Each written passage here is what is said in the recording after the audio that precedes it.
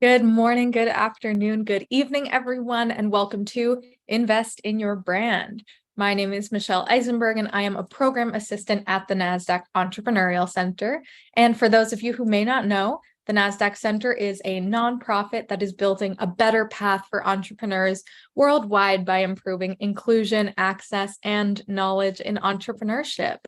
So, as you will see in the chat in a moment, the NASDAQ Center provides programs, resources, and exceptional mentorship to entrepreneurs across all races, industries, and geographies. So definitely make sure to check out those links and resources in the chat. And then just a couple of housekeeping items before we get started. First, let us know where you are dialing in from in the chat. We always love to connect. And second, we are going to open up for live Q&A at the end of the event. So please make sure to submit your questions for us in that Q&A function at the bottom of your screen throughout the presentation, and we'll try our best to get to all of them.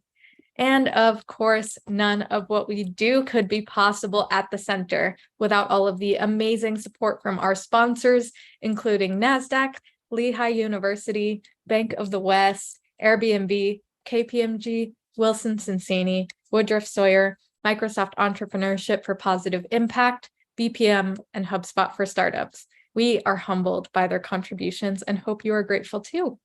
And so before we get started, we always like to launch a couple polls just to step back and see how everyone in the room is doing.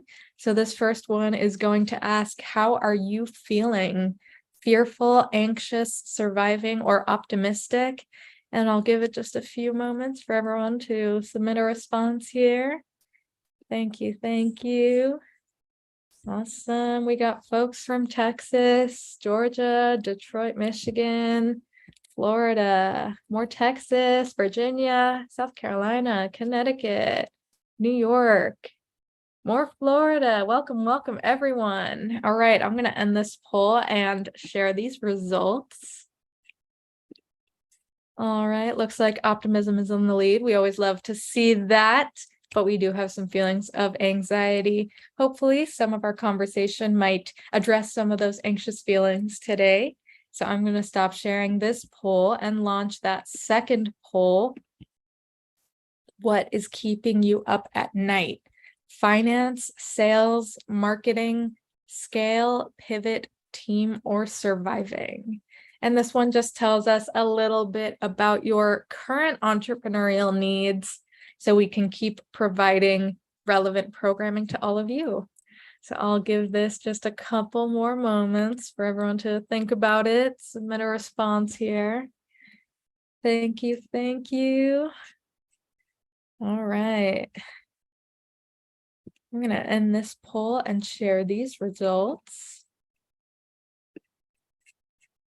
All right, it looks like we got finance just barely in the lead, sales and marketing coming up behind. I think all of those are kind of relevant to what we'll be talking about today in terms of branding. So I'm going to stop sharing this poll, and without any further delay, please join me in giving a warm welcome to our special guest, Gwen Murray, fractional CMO at Up and to the Right Solutions. Gwen, thank you so much for being here. We're so excited to have you.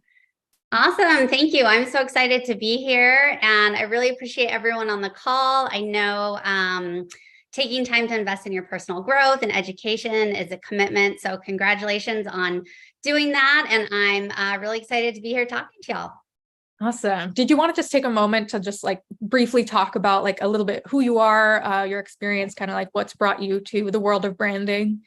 Yeah, absolutely. So I have over 20 years of marketing experience, everything from big Fortune 500 companies like Amazon, Staples, and L'Oreal to much smaller, scrappier, leaner, meaner startups. So I definitely know what it takes to do more with less. And I've just been, ever since I've been on my own, I started my company, I think it was June 2021, where I established my LLC. I've been focused on fractional CMO services, which is basically a fancy way of saying part-time, but with a specialization in brand and an emphasis in brand, because brand to me is just so foundational to the rest of your marketing strategy. And it's really the heartbeat of every company. So I love that all these startups are here to learn some more about brand strategy and how to really create that connection with their customers. That's awesome. I love that. And I want to start off by asking a question that I think might help kind of illustrate your perspective on like what branding really, like what the role of branding is within that overall marketing strategy. So could you maybe start by talking about, you know, a situation or an example of a time where a strong first impression made by a brand significantly influenced your decision to explore further or engage with the business? Yeah, definitely. So I think there's first impressions, but what I think is most important about brand is that it is a really cohesive thread throughout the entire customer journey, throughout the entire experience. So when I started my LLC, it was just one of those things where I was just like, that's it. I'm doing this. I'm pulling the trigger. I'm so excited. I can't wait. And I had the name forever. And, you know, I was just like, I'm doing this. And so I'd heard of LegalZoom. I actually interviewed with them like eons ago. They were looking for some marketing help. Anyways, so I'd interviewed with them. So I knew of them. I knew of LegalZoom. And I was like, I don't need a lawyer, all this stuff. Like, let's make this easy. So I was in my bed on my phone and I went to LegalZoom and I just was like, yes, I want to start an LLC. And yes, I want to and I just followed the prompts and it was all so easy and friendly and fun and like, you know, little confettis here and there, little congratulations here and there. And they just walked me through the process in this way that just felt so like they really were there to help me and understand me. And so I went through that process with them online of registering. And then like a week or two later, they actually sent me a care package, right? With this little, I have this postcard from them that they sent me that they keep at my desk, right? This folio with all my paperwork, this confetti popper, right? To celebrate. So it was this whole process. And I was so impressed by it that I actually went on LinkedIn and I did a post about it because I was like, LegalZoom is just killing it with their branding. I mean, everything from their website to their interaction with me as a customer to when I spoke to their customer service people on chat, so consistent, the look, the feel, the vibe, everything. Then I got this great care package. So I posted about my experience on social media and I tagged them. And then their social media reached back out and started commenting and engaging, and their employees started commenting and engaging on my post. So then we have this big conversation, right? That has all these impressions, all this reach. And it was just like, wow, they get it. They really get it. So that to me, I'm just LegalZoom fangirl all the way. I think that's really awesome. And like it makes me think of like an example of my own where it's like you have an area of need that, you know, is traditionally difficult for people to kind of talk about or kind of, you know, just deal with whatever it is you have to deal with, you know, like legal matters are just a necessity that's part of life. And, you know, it's something that people don't really want to deal with a lot of the time, but, you know, it's so refreshing when a company, you know, it recognizes that process is already difficult and they make it exciting, they make it fun. And it reminds me of I don't know if you know the brand Tushy bidet. You know, cleaning your butt is now a fun and exciting, and you're saving the environment, and it's all of these wonderful things that no longer have to be difficult to talk about. So I think Tushy is another great example of a company that kind of does a similar thing in terms of that customer experience. So I love that. And I guess I want to ask, you know, what are some of the, you know, factors that customers take into consideration, both consciously and subconsciously, you know, when they're interacting with a brand, you know, what are the things that they think about, or what are those things that are kind of just deeper within them that they don't even necessarily realize are playing into that decision making? Right. And I will say, just to touch back on that legal, took me 12 minutes. I did it on my phone in my bedroom. was amazing. But in Love terms it. of having that like emotional connection with customers, or customers really connecting, it's a lot of it is this for me? Right? Is this for me? What's in it for me? How are you going to solve my problems? Right? So and going through this huge, heavy legal burden, right? It was just like this lightweight, pleasant experience. And I think what if you can show a customer, if they land on your website and they can say, this is for me, right? Then they make that connection. And the way you do that is developing really clear, really strong messaging that connects with them, that says, I understand your problem, right? You have a problem. I understand what it is. This is how my company, my service, my product, my brand, this is how we solve that problem. And this is the outcome that you're going to experience, right? So you take them through that with your messaging on your homepage, on your website, with your social media, all of those things. It's like, I get you, right? And it's called the technique I use for that. It's called a one-liner.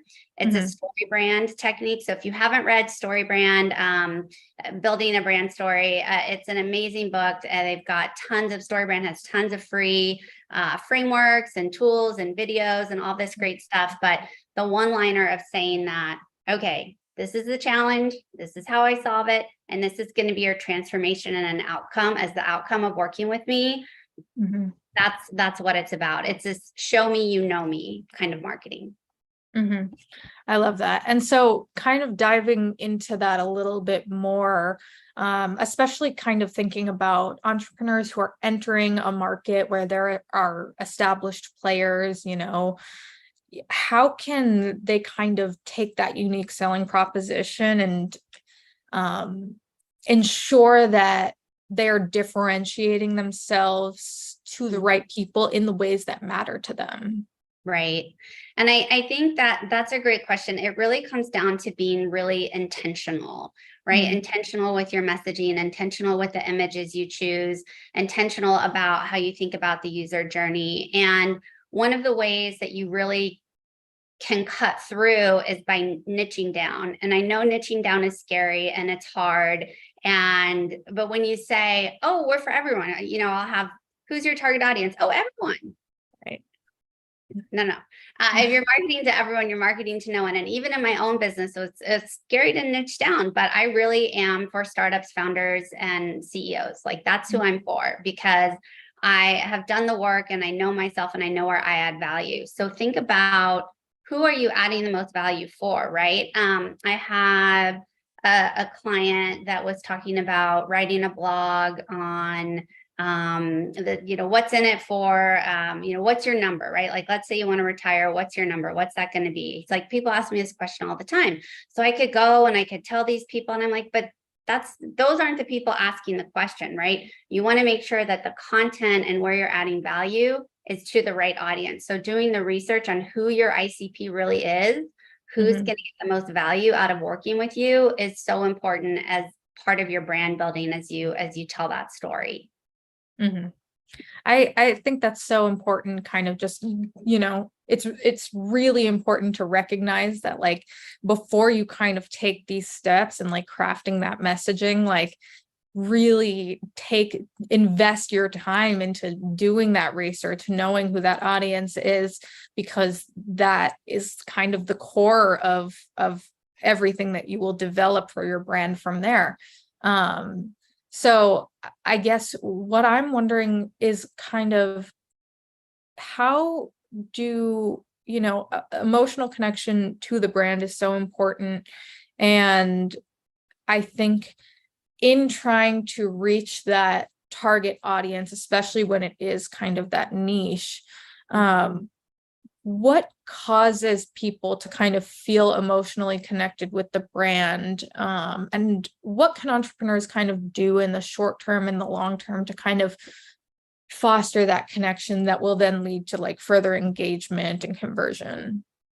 Yeah, so that's another great question. And I think a couple things. So one is personalization is really key. So if you're in B2B, especially, personalization, there's a lot of cold outreach that's happening, right? You're trying to get meetings, get through people's LinkedIn inboxes, get through their email. And one way to really cut through the clutter is to be really personalized. So I had an example of this that I thought was so great. I also put a LinkedIn post about where a woman at this agency wanted to partner with me. She did a Loom video with in front of my LinkedIn profile and sent it to me and just delivered this custom personal message. Now I know that's high touch, right? Yeah. High touch, it takes time, but it was just this like, wow, she's invested in me, right? She's done her research on me. She's actively making a connection. And I think for B2C brands, especially if you have a social following, it's really engaging, right? So establishing a community is really hard to do. And a lot of companies, it's a full-time job, right? It is, to do it right, it can be a full-time job. So making sure you're having those conversations, not just responding. So let's say you have a mobile app, right?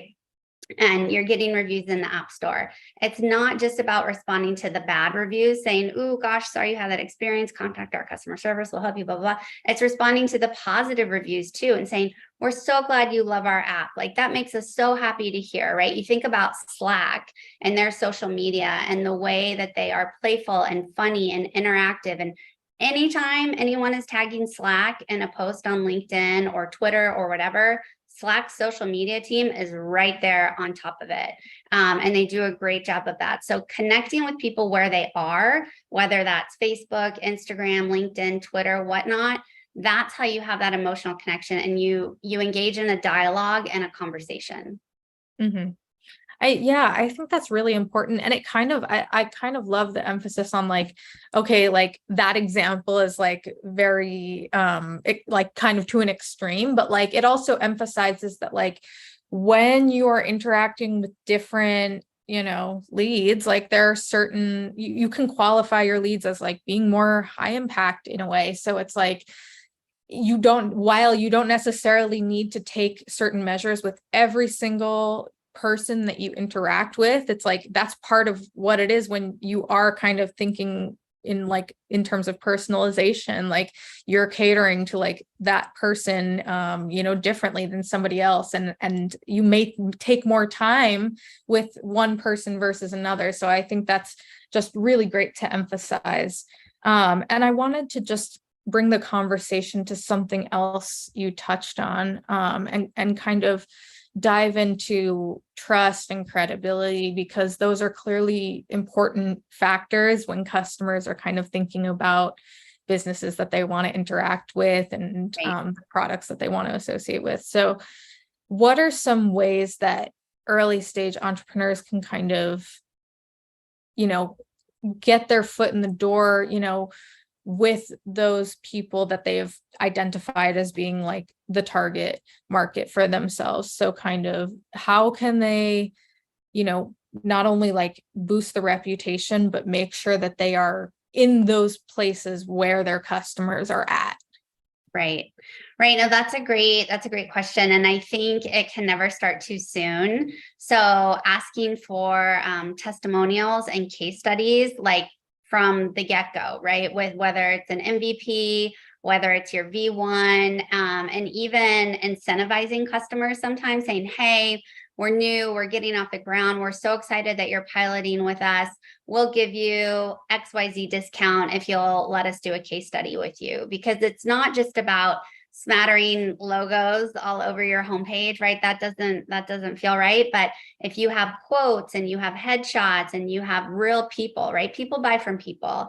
And Right. so if you're able to put those really great testimonials on your website and have case studies that show the results of working with you, of using your product, that's so important. And you can do like, so for B2B businesses, some great places to go are G2 and Capterra. They're review sites for SaaS products, some for SMB, some for enterprise. But they will help you come up with campaigns, outreach strategies to get more reviews on those sites. That's definitely social proof. People go for social proof, but also, just having reference customers, right? And having those relationships that say, "Hey, so-and-so, you've been such a great customer for us. We're talking to another healthcare company like yours that's interested in using our services. Would you mind serving as a reference customer for us? We'd really appreciate it. Maybe you give them a Starbucks gift certificate, maybe you don't, right? But people are probably more willing to help than you might think. So never be scared to ask for that reference customer. Never be scared to ask for that testimonial. I look at I have oodles of recommendations on my LinkedIn page, not because I'm special, but because I ask for them, right? And that's all you got to do is don't be shy. People want to help. Right. I think that's so important to recognize, especially because, it's not even just about, they're doing something, helpful for your business. It's like that person or that business clearly found value in what you had to offer, and they're sharing that with the people around them that they kind of recognize, hey, I think maybe you could benefit from this too. So it's kind of a way for them to interact with their own network and expand their own network. So like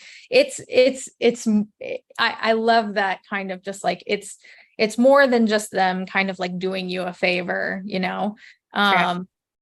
And something else I wanted to touch on, because I think this is something a lot of entrepreneurs within our community think about, is, in addition to kind of having those references and kind of like reviews and on your site and for your products, kind of a lot of entrepreneurs are looking to kind of become thought leaders in their industry and build a community around their brand. So can you maybe talk about ways that entrepreneurs might kind of approach thought leadership in terms of their branding, and kind of how they can best align, valuable insights with promoting their brand? Sure. Yeah. And I think that's definitely a huge topic right now, personal branding. I saw some content out there that said, before you invest in your company's brand, invest in your personal brand, especially if you're, like just starting out and developing that subject matter expertise. So what I recommend for my clients and what I do for myself is I establish content pillars, right? So I have 4 content pillars. One is I write about brand and branding. The other is I write about what it's like to be a female entrepreneur and my entrepreneurship journey. I write about what it looks like to work with a fractional CMO, because fractional is still a term that people don't know. And then I kind of have my everything else bucket, which is like to be topical and make sure I'm responding to trends in the industry and marketing and things like that. So I say have 4 content pillars that you can, and they don't have to be static and they can change. But if you focus a little bit and you just kind of start writing stuff down, that's helpful. If you're just getting started, don't be afraid to use Chat GPT, right? It's fine. Right. You're still going to go in and customize it and make it your own. But if you need to start with a volume, like when I was first starting my blog, I just took an afternoon and I just batched out a bunch of blogs, and they're pretty good blogs, right? Like ChatGPT got me pretty far. There's also ghostwriters you can hire who work on this. And I think just starting, right? So just starting and being part of the conversation is so important. Commenting on other people's posts, engaging, liking, all of those things. It's not just about it's about being part of that conversation. And that's how you build subject matter expertise and position yourself as a thought leader. It's the conversation, right? That's where you want to be. I love that. And I think this kind of framework that you shared is so helpful, because I think for a lot of entrepreneurs, it's like, oh my God, there's so much that I could talk about, but It's also like, I don't even know where to start. And kind of breaking it down into these segments, I think can be really helpful. And I even think about it just like for my own work, that's just such a great idea. So something. Another thing, could I just chime in real quick? One other thing. Go for it. Another thing about that I just wanted to share, because I'm proud of myself about this one, is don't pigeonhole yourself necessarily into LinkedIn, into Twitter, X, whatever it's called right now. Don't pigeonhole yourself into there, because I'm seeing so much creativity happening on Instagram, on TikTok. I just started my own TikTok because LinkedIn isn't necessarily always working for me. So don't be afraid to try new things as well. People are going to so many different places for content these days that it's not, LinkedIn to me is kind of like the sweet spot, my jumping off point, but have fun with it, right? Because if it's not fun for you, then you're not going to want to do it. And it's just going to become a chore, right? But I've just had so much fun with these little TikToks and my videos. And, it's just be creative with it too. Don't feel stuck that you have to talk about, growth marketing all the time, or that I even have to talk about branding all the time, right? It's that real authentic content. I think that is what people are really resonating with the most. Mm-hmm. Yeah. Yeah. And I think something that kind of makes me wonder is, I think a question for a lot of entrepreneurs, and it may be a reason why they pigeonhole themselves knowingly or not, is kind of like, am I the right person to talk about this? So do you have any kind of thoughts there of kind of like how you can kind of determine whether you are the right person to speak on a subject that like may or may not be like seem directly like related to your offering or your brand? Yeah. So one of my most viral LinkedIn posts was about my weight loss journey. Mm-hmm. I recently went on a weight loss journey. I lost 60 pounds. And now what does that have to do with branding, or, like, what does that have to do with my subject matter expertise as a fractional CMO? Nothing. But I was able to speak about my transformation, right? And showing up every day for myself and putting myself first and making changes to how I behaved and my lifestyle and all these things. And people really connected with that. It doesn't have to be about, well, story brand frameworks and, making sure you have your one-liner and your hero's journey and all that stuff. It can be about anything that feels authentic and connects, right? I could talk about brand all day. So I know for me, that's something that's easy to write about.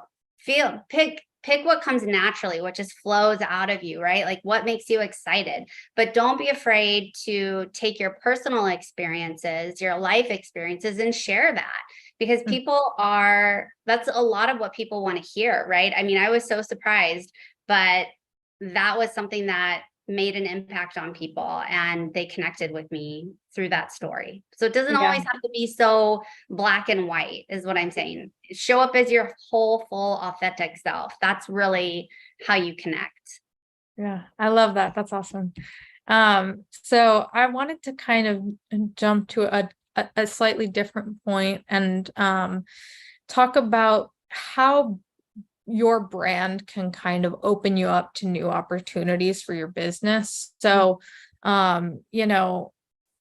what are some ways that you've seen, branding impact like a company's attractiveness to potential partners or investors?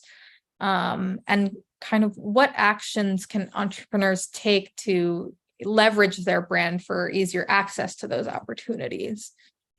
Yeah, so a couple of things come up there. I think the first thing is investing in your employees. And brand isn't just about your outward facing mantras and taglines on your website. Brand is about your ethos as a company, right? Your reason for being. And when you get clear on what that messaging is, call it a one-liner, call it an elevator pitch, what that is, everyone in the company should be able to recite it back and forth, like customer service, sales, whoever.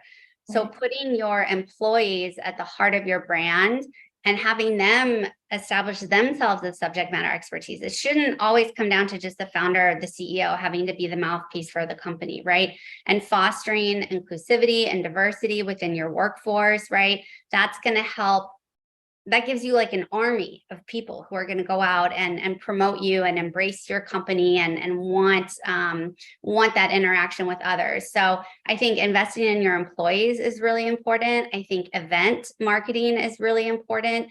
Getting involved in your community, looking for opportunities. So one of the things I do is we have kind of an incubator down in San Antonio called Geekdom. And it's really fun. A lot of young entrepreneurs just thinking about starting their own business are there working on their concepts and their pitches. So I go down there and I do mentorship once a month. And so just getting involved in the community is another way to put your brand out there, to put yourself out there, to get your name out there. And, you got to give to get, right? You got to give to get sometimes. So although you might be only, let's say, 6 months into your entrepreneurial journey, there's someone that's at day 3, right? And they could benefit from hearing from you. So being part of your community, I think, is a really great way to get your brand out there and show up with strength and make a lot of connections, make that partnerships, looking for investors, all those good things, because it's just going to spread word of mouth about who you are and what you stand for. Mm-hmm. I love both of those points in terms of investing in your employees and getting involved with your community. And it really goes back to kind of just like having these meaningful interactions with the right people. And it kind of sounds like, as you're just kind of going through the motions of maintaining a strong brand presence, that a lot of these opportunities will kind of come to you in a way. It'll be less of you kind of be like wondering where the opportunities are, because you're spending so much time engaging with so many people within the community, and you start talking to people and you find, maybe we have something in common, and maybe we can serve both of our communities in a collaborative way. So it's through those interactions that you kind of figure that out. So I just love that emphasis. So I wanted to ask about, expansion, and kind of if you could talk about how branding and your brand messaging can kind of contribute to expansion into new markets. We talked about kind of like niching down and being really specific about our messaging to certain segments. So like, how can entrepreneurs kind of think about expansion while still maintaining like consistent messaging? Yeah, that's a great question. And there's always going to be adjacencies, right? So I focus on brand, but of course I also do like marketing strategy, right? There's always adjacencies that my customers need more than maybe my core offering. So I think the best way to really think about, okay, we started here, we have this great base, this great foundation. How can we grow, right? Well, how do we want to extend, is really talking to your customers and listening to them and asking them like, okay, what other vendors are you working with? Or in B2C, like what other products are you buying, right? Like what other pain points do you have that aren't being solved, whether that's by us or whether it's by other people in the industry. So I think listening into sales calls is hugely important, understanding what objections are, right? And how you can overcome those, and think about ways that you can add to your scope, be it your product, be it your services, to really help overcome those objections that you're hearing about. I think staying abreast of the competitors and what they're doing. And again, being really intentional with that, though. I don't think expanding and growth for the sake of growth is smart. It's not good. It's not good business, right? You see companies going on these hiring sprees, and then next thing they know, they have to do a bunch of layoffs. But just thinking really intentionally and listening to your customers and making sure that you are listening, reading your churn surveys, if you have churn surveys, or if you have customers returning products, like why are they returning those products? Like get that foundation together first, but then you can understand, oh, they're returning this product because they were thinking it was also going to do X, Y, and Z. Well, we don't do X, Y, and Z also yet. Maybe we should, right? But so it comes down to listening to customer feedback, I think, is the best source of information and data, qualitative data, if you will, to think about what's next. Yeah. Yeah, I think that's so important. And earlier, we talked about how it's so important to kind of like, before you go into this messaging, like, or crafting your messaging, like really know who your audience is and who you're trying to reach. And that's kind of it's a never ending process almost. You're always there's always more to kind of learn about the people that you're looking to serve, and maybe new gaps that you can fill. And so kind of thinking about that, over time, you know, there's going to be market shifts and customer preferences will shift. And it can be kind of overwhelming to think about how your brand will kind of handle all of that, especially years down the road, to even like kind of try to imagine that. So how can a brand successfully adapt its identity to align with, these changes without compromising those core values that it kind of held like from the start? Yeah, no, that's a great question. And I mean, I feel like I'm definitely beating the same drum here, but it is about understanding the pain points of your customers, and those are going to shift and those are going to change. So making sure that one great strategy is to do advisory panels of customers. So, you can pick like a handful of customers, your best customers, and do an advisory panel. And they can say to you, yeah, I'm seeing this other technology out there that's really interesting to me. Feels like it does the same stuff you do, but I can't tell if it costs more or costs less, right? And so just always checking in with your customers and looking to them for guidance, because at the end of the day, they're the ones that are signing the checks, right? Or, making the purchase. So Right. if you are keyed into their shifts and their changes, you can grow along with them, as well as just, monitoring the competition. And the competition might not always be so obvious at first as to who your competitors are. So think big and think broad about, at the end of the day, people are spending money, right? They have a marketing budget. So if I'm out buying B2B SaaS, I know my budget for my tech stack is $50,000, right? So I have to pick the vendors that are going to serve that best. So think about price competition. Same with like my shopping budget for B2C, right? I just got these 2 new cats that are destroying my house. And I have a budget for my pets, right? So I have to think about, am I going to go to Chewy? Am I going to go to Amazon? Am I going to go to Petco? Like I have all these decisions to make, right? So think about what that decision-making process looks like, because it's no longer linear for people, and you can't expect that awareness. People go to TikTok as much as they do to Google these days, right? So making sure that you're part of the conversation and keeping up with those relevant trends is so important, and understanding that next generation of buyers too. So a lot of B2B clients I work with in the SaaS space, I think there's just this misperception of like who a B2B buyer is, right? It's the CFO, it's the CEO, right? No, it's a senior manager, it's a director. You want to create these brand advocates and brand champions. And one way to really make sure that you are thinking about your customer is to really be mobile first, and to be intentional about how you design your product for the mobile experience. That's something that I think have held companies back. Like if we think about changing and evolving and growth, making sure you're aware of the technology and the UI as much as you are your brand, because you only have one chance to make a first impression. And if people are trying to use your product on their phone and they can't get through to tech support, or they can't get through to see the pricing page, just things like that, keeping abreast of the technology, keeping abreast of like where social trends are, all of those things are going to help you as you strategize and grow.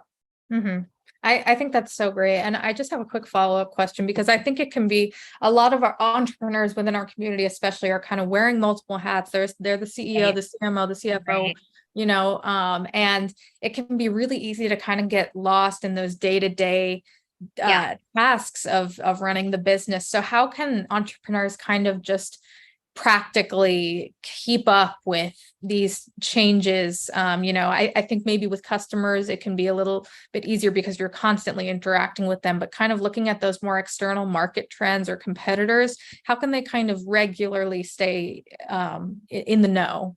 Right. Well, fractional providers are a great way to do that. That way you don't have to invest in a full-time hire. You can bring someone on and like more of a consultative basis is a great way to do that. But I think if you are wearing all of those multiple hats, one of the things I think is so important as a founder and entrepreneur is you've got so many great ideas, right? So many ideas.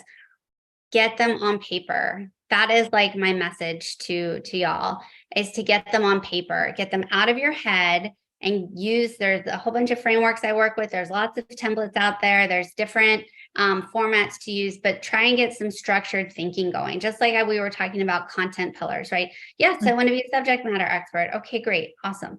But, let's pick those 4 things that you can really hone in on and focus in on that are going to promote your subject matter expertise in a way that it connects with others, right? So when you're doing all this and running around like chicken with your head cut off, just taking some time, be that journaling, be that, reading, using different techniques that are out there to put some guardrails around your thinking is really one of the best ways to just move forward, get it out of your head.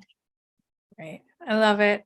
Awesome. Well, we are at that time for live Q&A. So if you are in the audience and you have a question for Gwen, please make sure to submit that in that Q&A function. We'll try to get to as many as possible. So to start off, I think we had a clarifying question kind of about, you were talking about the importance of like niching down in terms of like your brand messaging. And I think there was some confusion around like balancing niching down with pigeonholing. So can you kind of explain like the difference between kind of what you were referring to there? Yeah, no, and that's a great question. And I think the thing again about niching down is that it feels scary, right? Mhm. It's scary. It's like, am I going to lose a sale? Am I going to lose a customer if I'm too specialized? And the thing is, when you niche down and you know who your audience is and who you serve, that's how you niche down, is like really knowing who your audience is and who you serve and who you add the most value to, right? That's about niching down. It's like, I don't add as much value right now to a Fortune 500 company with a huge marketing team. I can help and I can consult and I can come in, but where I add value is to CEOs, startups, and founders. That's where I add value. So that's my core market, and that's where I niche down. Now, does that mean that I don't get reached out to by Fortune 500 companies to come in and, talk to them or take a look at and audit their books? Like, of course not. I think it's more of a FOMO than anything. And it's not about pigeonholing, but it's more of a FOMO in my mind than anything about niching down. And if you niche down and you're just super intentional, those other opportunities will come in because people say, oh, wow, you do this for CEOs, startups, and founders. Gosh, we just raised a Series B. Can you take a look at our marketing strategy too? And shed some light on there. You're gaining more than you're losing. You really are. And I know it's a hard thing to do and it's scary and it makes you feel like I'm going to miss out on things. But trust me, if you build excellence with one set of customers, with one value proposition and deliver excellence, then the rest is going to come. It just will. It's just kind of like one of those things you just have to take the leap. Take the leap. Yeah, I love that. And it kind of just goes back to like it is literally an investment in a way of your efforts. You're kind of putting in this work specifically for a targeted group with the hopes that of a certain outcome after that. And so it is scary, but I think there's a lot of optimism around that way of thinking as well, and kind of just building deeper connections with the right customers. So we have a couple questions kind of asking about like how your brand strategy might differ if like for different industries, or like if you're like B2B versus B2C versus B2G, or if you're like a Fortune 500 company versus like a side hustle, like are there kind of like differences in how you might approach branding, or is it like more similar than we might think? Yeah, I mean that's a great question, and I think it's maybe more similar than we might think. One of the trends that I'm really bullish on, and because I've seen it work, is there's the concept of product-led growth, which is great, and you want to lead with your product, right? And we've seen that be successful. We think about Slack, we think about some like the LegalZoom thing that they had product-led growth, and then they built on top of that with their brand. But there's also something I call content-led growth, CLG, content-led growth. And if I look at a company like HubSpot, and obviously they're a big company, but they have led with content, right? They put templates out for marketers. They put really helpful blogs out for marketers. They have built this knowledge base where I can go, and if I'm stumped with something, if I have a question on, gosh, let me think about SMART goals for my clients. What does that look like? What does the SMART goal look like? Like, how do I like get my head around that? And they have frameworks and templates for that. So they're leading with content, valuable content. And you can do that as a side hustle. You can do that as a Fortune 500 company. You can do that as a startup. It's about adding value, right? For free. You gotta do it for free. Right. Yeah. Free, right? Like I'm here to help, and like I do consultations, I do mentorship, I do all those things all the time and I put out blogs, and I make social media posts because I really do want to share, right? And through my content that I put out, I've had people reach out to me and say, hey, Gwen, gosh, people I had no idea were even following me or my story, I haven't talked to in years, say, hey, Gwen, I'm launching a new business in San Antonio. Like, wow, I see that you're there. You do marketing. Like, can you help me get started with this? Like, sure. Content-led growth is a strategy that any company at any stage of their journey can start right away by adding value. Yeah. I think that's a great way to think about it, because I think it can also, people might be hesitant to kind of lead with the content, but when you think about it as, okay, like if you're, if your strategy is product-led growth, like you are adding value through that lens. Right. And this is just a different way to add value to those people that you're looking to serve. So I think that's a really great way to think about it. And that like a lot of these key considerations that you touched on throughout this conversation really are applicable to no matter what stage of the business you're in, or like kind of B2B, B2C, B2G, whatever it may be. These strategies can be adopted no matter what. So I think that's really, really helpful.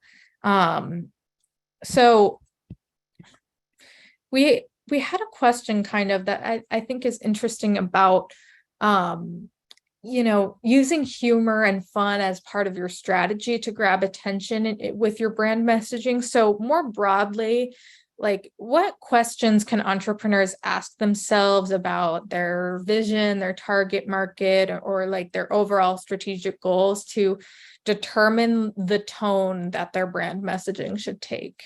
Yeah, that's a great question. Like I said, I started a TikTok because I think humor is a great way to connect with people, and it stops the scroll. That's the thing in LinkedIn, is you've got to get people to stop the scroll. Yeah. And the way you do that, social media, LinkedIn it's social.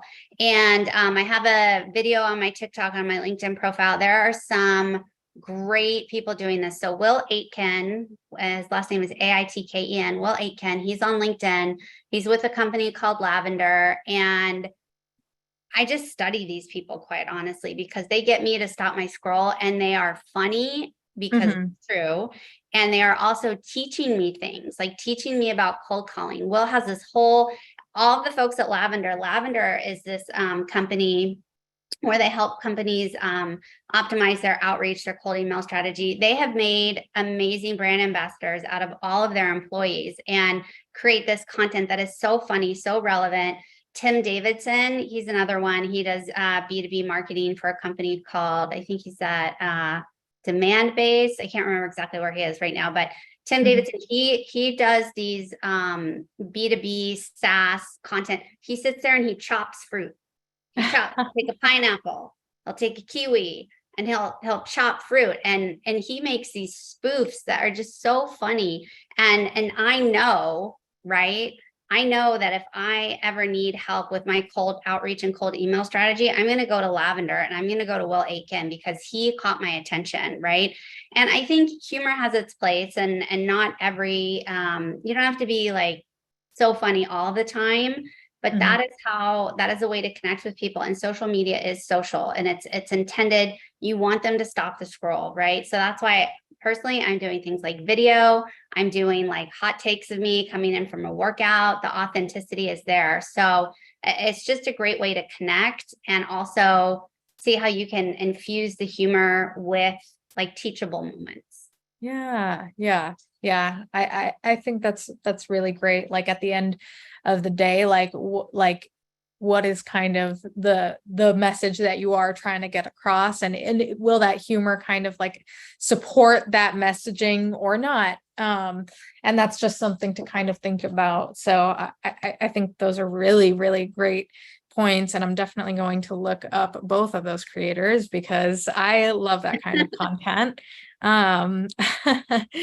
So I wanted to ask, if we could dive a little bit deeper into like how the perceived value of a product or service, like that, like how like the customers perceive that value, like intersects with your own branding efforts, and like what, if anything, can entrepreneurs like kind of, building their brands like do to like adjust their messaging to maximize this impact that's kind of like what's the word, inevitable. Right. It's like you can't really help that others will perceive what you have to offer differently than you maybe intended. Yeah. And there was a post I commented on recently that was talking about how perception is reality with brand. And I agree to that to some extent, right? Like your perception is your reality, but you're also in control of your reality, right? And I think so much of that, again, comes down to the heartbeat of your company, because there's so little you can actually control about your brand these days. There's just a lot that you can't control. There is stuff you can control for sure, like what's on your website, like what's on your social media, right? What you're talking about when you engage with customers. There is stuff you can control, but there's a lot that you can't, right? Like we've seen employees leak emails, right? Things like that. We've seen like Reddit threads that just like go off on companies and can damage reputations. So it's not always about being in control of the narrative, but it's about being engaged in the narrative and listening, right? Doing a lot of listening, not just talking at people, but listening and responding. Again, it's a conversation, and you want to come from that place of intentionality and focus and that core of who you are. But brand is the heartbeat, and it needs to be throughout every, like it's not just a slogan underneath your headline on your website. It really has to be something that is lived, breathed, and just infused into every employee in the company. You want to be able to, so the way Jeff Bezos, right? Say what you want about Jeff Bezos, but he has a great tagline that is, your brand is what someone says about you when you're not in the room. That's what your brand is. So if you're ever on an airplane, right, and you're in a 3-seater and someone is in the middle seat, you're in the aisle, someone in the middle seat is talking to the person in the window, hey, I heard about this company. They've got this product I'm thinking about trying, but I don't know. Have you heard of them? You want that person that they ask the question to repeat back to them exactly what your brand stands for, exactly what your brand wants them to be. I want that person to say, yeah, Gwen Murray, I've heard of her. She's fantastic. She knows all about brand. She's helped my friend so-and-so and this other company I know, da-da-da-da-da. Right? That's what you want, is you want your brand to be repeatable, right? And be part of the conversation so that people know who you are, whether you're shouting it in their face or not. Yeah, I love that. I think that's such a great way to think about it. Is like, I love like literally thinking about like how somebody would have these conversations. It's like, that's like, this sounds just so authentic. It's like, um, I think that's just such a great way to think about it. So I think kind of going off of that, something that I know a lot of entrepreneurs kind of wonder is kind of about how to balance like authenticity with like consistent messaging. Mm. And kind of, like, especially like when dealing with like, like let's say, there is like a whole Reddit thread kind of bashing your company, Yeah. like how do you kind of handle that authentically, because it's like you don't want to sound like a robot, like kind of like, oh, this is like my Right. scripted response Right. for when something goes wrong, but you still want to maintain consistency. Yeah, I think that comes to, so part of the work I do with my clients is we establish brand guidelines. Mhm. That's just part of your toolkit or your brand guidelines. And part of those guidelines should talk about your tone and your voice and words you do use and words you don't use. And again, that needs to be consistent whether you are in sales, whether you are in customer service, whether you're in engineering, right? Those brand tone, voice guidelines, that's your playbook, and you stick to that playbook. And the reason that you can stick to that playbook, hopefully, is because you've invested the time up front to be intentional about it, to be thoughtful about it, so that you can rely on it and say, oof, gosh, we're in this situation. Like, how do we address this as a brand? And look for things like, I just love studying other brands. There are so many, like Duolingo, fantastic brand. They are doing such a good job because they are so on brand all the time, right? Mhm. You can sum up their brand, playful, silly, humorous, intelligent, smart, witty, right? You know who they are and what they stand for because they are consistent in all aspects. And MailChimp is another good one. I love MailChimp actually has on their website. You can Google MailChimp's brand guidelines where they talk about their tone and their voice. And it's a really great example of just like, this is how we show up. This Yeah. is how we show up in social media. This is how we show up when we go to events. This is how we show up at meetings when we're talking to each other, right? Right. So having those guidelines codified, written down again, that gives you that basis to work from comfortably because you've done the work up front and now okay, here's what we refer back to. Mhm. Awesome. Well, Gwen, this has been such a great conversation. If you had one piece of wisdom or something from this conversation, something you carry with you, whatever it may be that you wanted to leave with the audience, what would that be? Oh, that's tough. I think the one I always go to is clarity is kind. So when you think Mm. about your brand, you think about your message, clarity is kind. Clear, easy, simple to use language, right? And it's about taking it out of your head, getting it on paper into those one or two sentences where people look at them and they go, yes, that is for me. Clarity is kind. Love it. Thank you so much, Gwen. It has been such a pleasure. Thank you for just sharing these incredible insights, and sharing your optimism, on behalf of the NASDAQ Entrepreneurial Center and everyone here today. We're just so thankful you joined us. Yeah, it was my pleasure. And like, what a great, exciting time for all these companies and founders and CEOs just getting started. I know I love that there's optimism with y'all. I have the optimism too. And so just congratulations for being at this part in your journey. It's so exciting. Awesome. And to our audience, we would love for you to join us again for upcoming webinars, which you can view by using the link that's going to be posted in the chat. And thank you all so much for joining us today. We look forward to welcoming you back online with us soon.